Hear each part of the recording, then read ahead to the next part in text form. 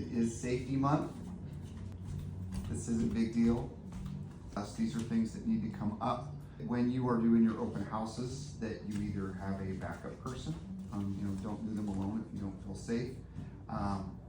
Maybe a tile rep, a lender, someone on speed dial, have someone on Zoom. Because we work in different areas, there are sketchy parts of town. We've talked about, mace or things like that, just things that are precautionary. Talk to a neighbor, hey, I'm over here. And there's been a lot of safety concerns with open houses. A lot of agents are even posting it at the door, requiring to sign in, and some folks are just turning around and leaving if they're not actually really legitimate potential buyers.